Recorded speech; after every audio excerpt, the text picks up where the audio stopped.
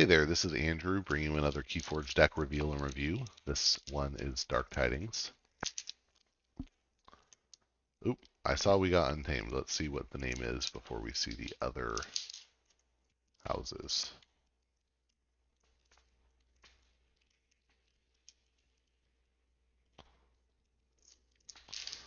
Pivot. Okay, so we have Zenidapper of Uniwork. Okay, we got Untamed. I'm going to say Logos and Star Alliance. Hey, I actually got those, so nice. I like the turtles on the card backs. Very nice. This is a very silly name.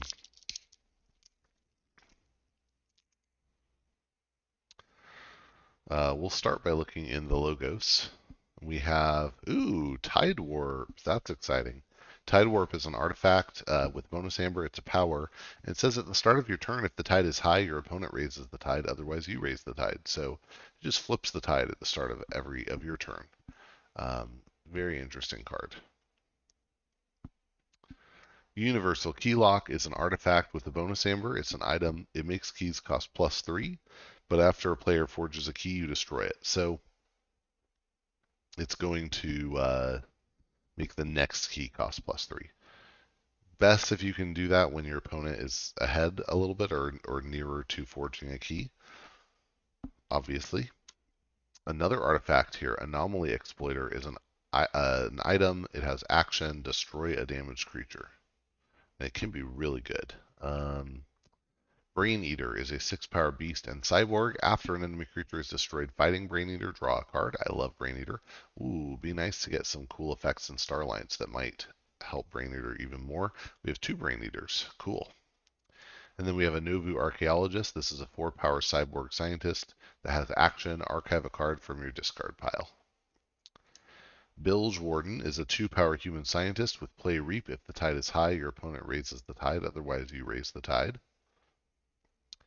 Infomorph is a 4-power mutant with enhanced 2 draws, so it'll add those somewhere. Old Egad is a 1-power cyborg with 2 armor, and it has destroyed ward each of its neighbors. We've got ourselves a Phase Shift. This is an action that says we can play a non-logos card this turn.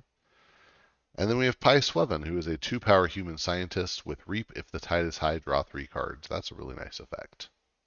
2 of those. If we can keep these alive, we'll be very happy. So that's an interesting logos package. Not a lot of amber generation, a little bit of amber control. But if we could keep this stuff out, we could just go crazy on draw and play through our deck pretty fast. All right, let's see what we get in Star Alliance. Stunner is an upgrade with a bonus amber, and it gives a creature fight Reap. You may stun a creature. That's a great ability. Lieutenant Valmart, or Walmart, we like to call him sometimes, is a 3-power alien scientist with play fight Reap. If the tide is high, keys cost +3 during your opponent's next turn. That is a pretty nice effect. We got 2 of those. 3 of those. Wow. Then we have Light of the Archons, an upgrade with a bonus amber that gives a creature +1 power and +1 armor for each upgrade attached to it. This is where we start to see if we get Stunner and Light of the Archons on a Brain Eater or Pi Sweven, we start to get a really strong, keep doing stuff with this setup. Oh, second Light of the Archons. Wow.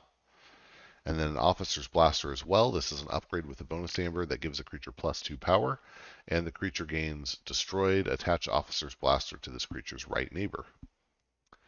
Yeah, that's a great effect. A second Officer's Blaster. Whew. Science Officer Chincan is a 2-power alien proxyman and scientist with elusive, and it says that after a player chooses an active house which matches no card in play, steal 1. Yeah, that's always nice. Technobabble is an action with a bonus amber. When you play it, you stun a creature and each of its neighbors that shares a house with it. Got 2 of those. The second one has a draw pip. That's kind of cool. Unity or Discord is an action. When you play it, you choose one. Either you use a friendly non-Star Alliance creature, or you return up to 2 friendly creatures and each upgrade attached to them to their owner's hands. It's a good way to get extra value out of those upgrades, or yeah, there's plenty of good options. All right. I like this setup a lot. Wow, 6 amber pips, 7 amber pips. That is suddenly pretty good. And let's see what we get in Untamed. We'll start with Chonkers, who's a 1 power mutant with Skirmish. After an enemy creature is destroyed fighting Chonkers, you double the number of +1 power counters on it, and when you play it, you give it a +1. So the way it works theoretically is you play it, you put 1+1 on it, then it fights and goes to +2, then it fights and goes to +4, then it fights and goes to +8, and so on and so forth. So it's a really nice effect if you can get big enough. But the problem is, and the reason I don't love the card, is usually, even if you get this turn 1 or something, if you have 4 untamed turns, you're probably getting toward the end of the game. And at that point, you're at +1, +2, +4, +8. You have a big creature at that point, but it wasn't so big earlier. So it just doesn't, I don't think it has as big of a game impact as you might think. Genetic Drift is an action with a bonus amber. When you play it, you give a creature a +1 power counter.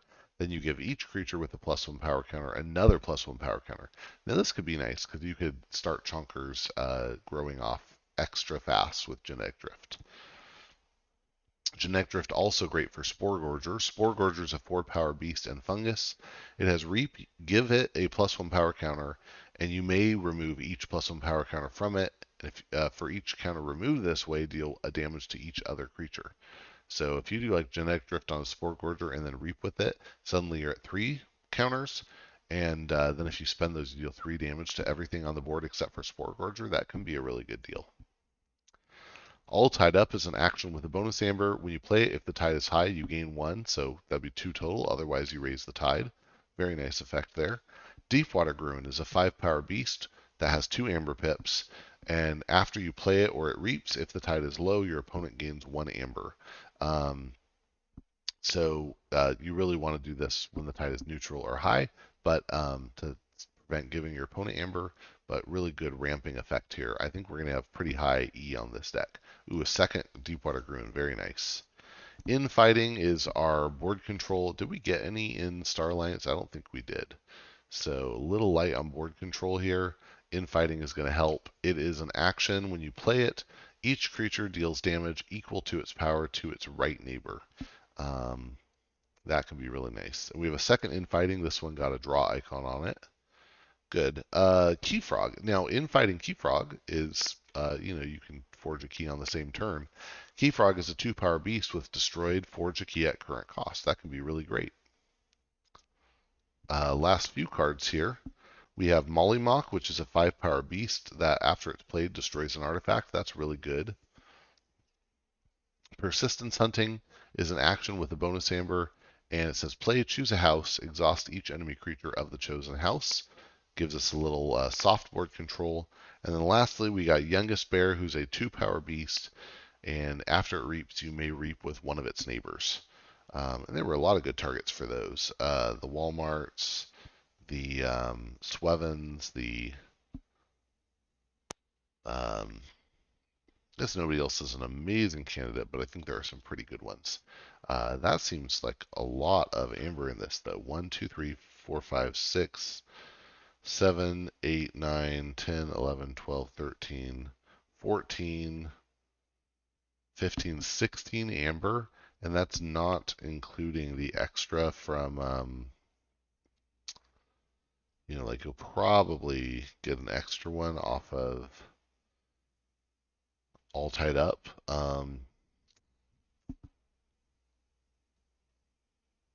Probably get a steal from Gen Can. So that seems pretty good. And I look forward to trying it. Anyway, that was Zenidapper of Uniwork. Hope you enjoyed and that you'll get out and forge some keys.